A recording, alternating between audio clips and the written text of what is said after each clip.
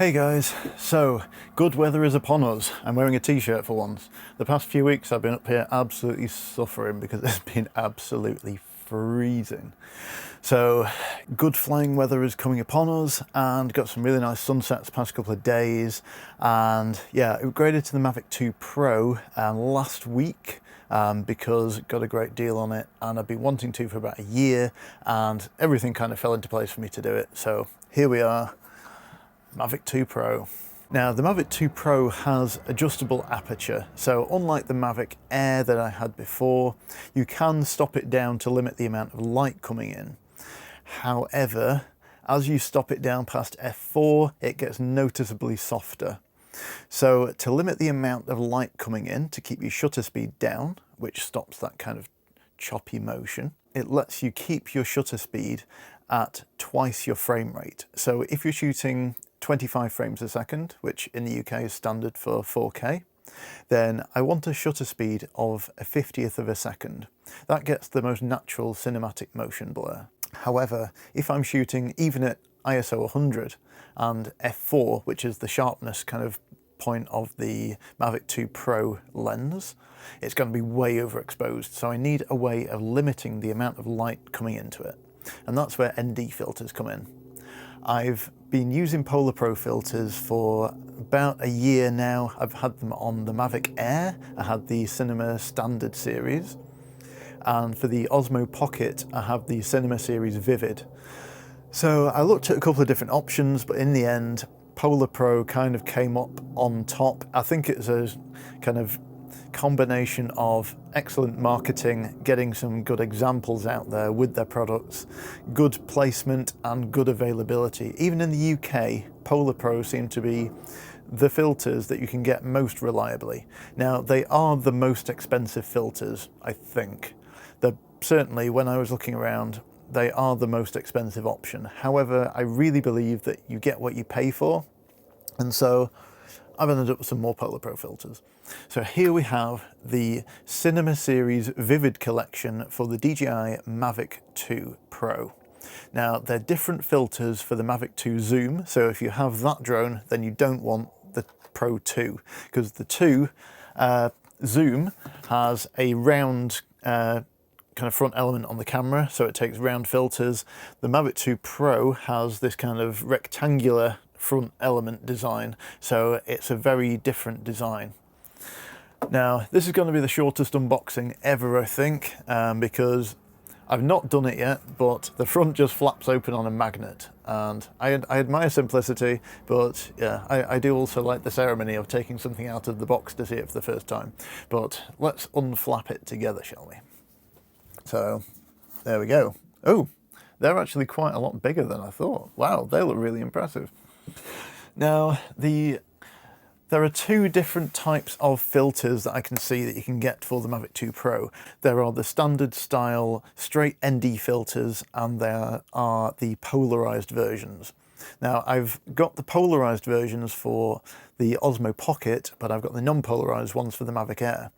And these came up at the same price as the standard ones, so I thought I'd give the polarized ones a go. This summer I'm hoping to get out to the beach and do some kind of top-down shots of the sea, and essentially what a polarizer does is it limits the amount of reflections on things. So, for example, if you get loads of reflections on water and you can't see through it, the polarizer kind of sees through that.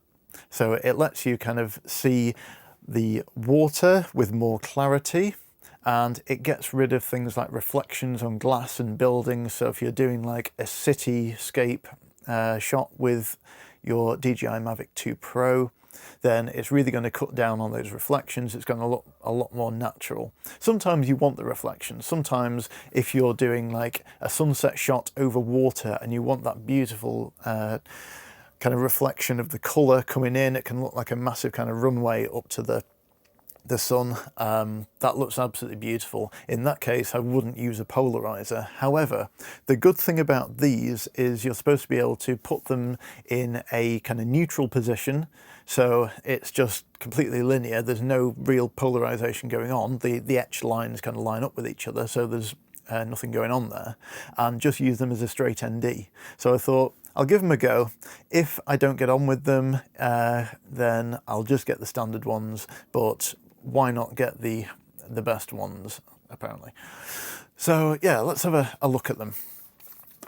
How do we get into it? Oh, I should have done this in the first place and kept the mystery, shouldn't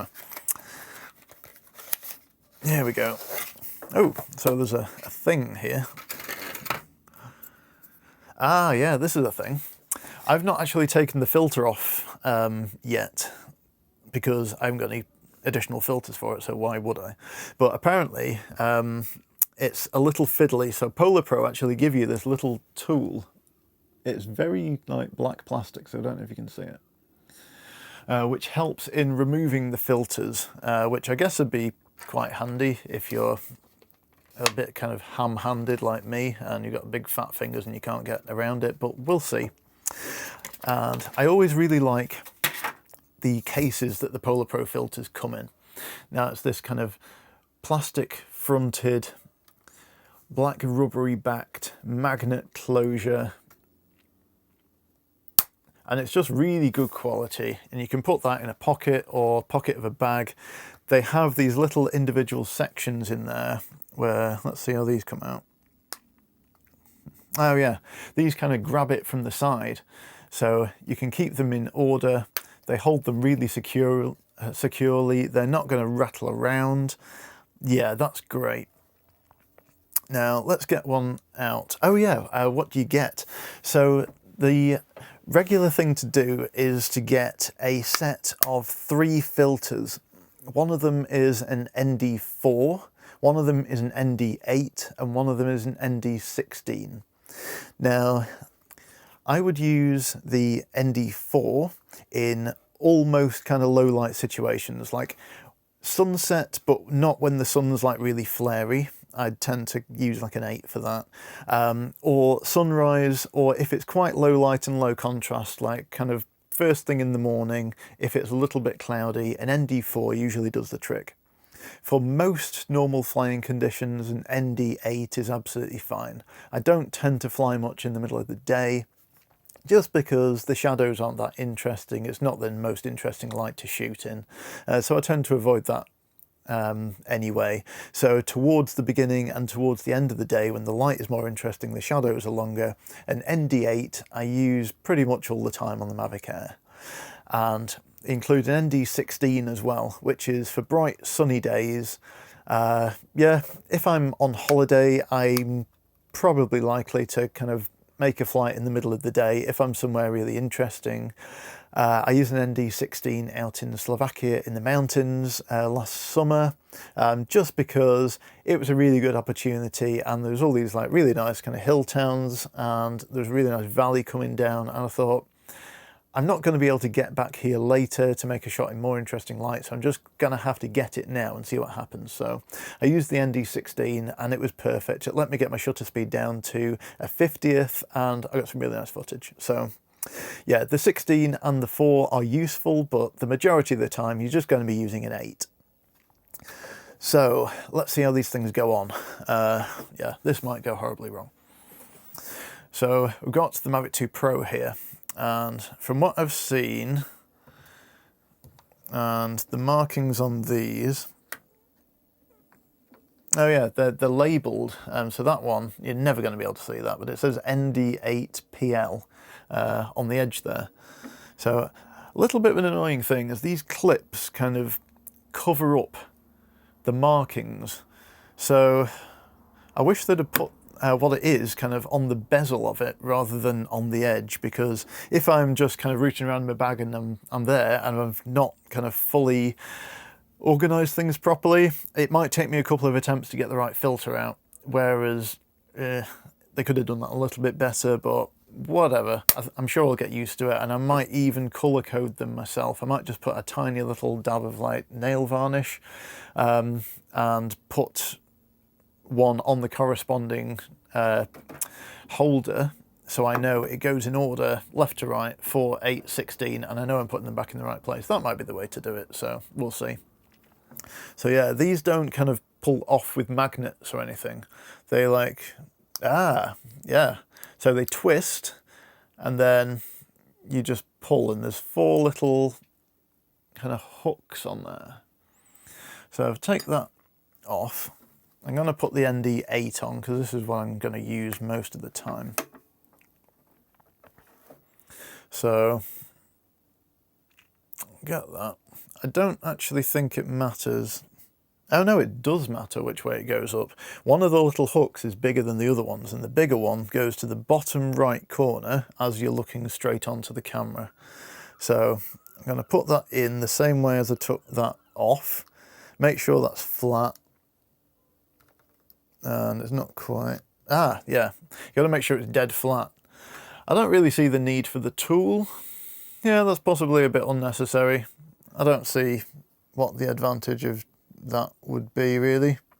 No, that's easy enough to do with your fingers. Like, yeah, I don't struggle with that, and I'm pretty clumsy with things like that. So, yeah, although that's a nice touch, that will probably stay in the spares compartment of my bag, just in case I get really cold hands or something and I can't physically do it. Then I might bring out the spanner thing to do that. So, yeah, that is it on the camera. So, yeah. Basically, it looks like a Polar Pro filter. It looks really high quality, metal parts. It's a rotating bezel.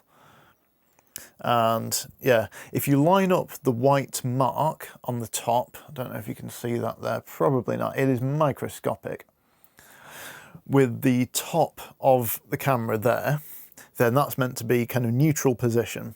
And then if you know you're only going to be shooting in one direction, because you can't go kind of flying around all over the place with the polarizer on, because it's all to do with the angle of the sun, the incident angle of the sun to the lens. And it'll slightly change your exposure and you'll get dark corners if your polarization is wrong.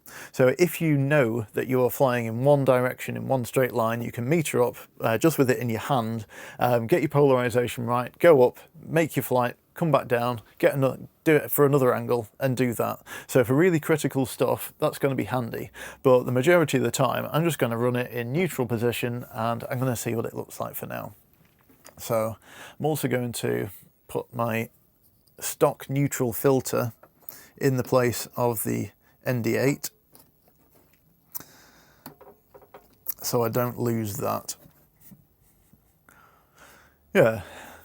Tiny bit annoyed I lose my Hasselblad badge on the front of there, but that is purely a vanity thing and does not affect anything whatsoever, so don't worry about that. But this is going to let me get some really nice cinematic footage without that kind of weird high shutter speed choppiness that you can get and that I initially got with the Mavic Air, which is why I went into all the kind of ND thing in the first place.